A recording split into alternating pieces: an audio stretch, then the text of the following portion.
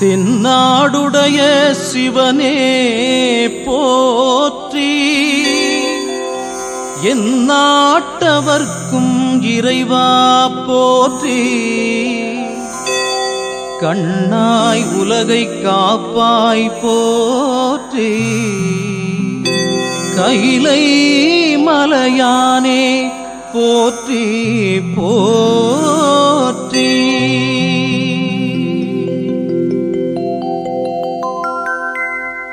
அம்மையும் அப்பனும் ஆதியும் நீயே, ஆகம வேதத்தின் அந்தமும் நீயே, மும்மையும் ஆகிய மூலமும் நீயே, முக்கட்பரஞ்சுடர் மூர்த்தியும் நீயே,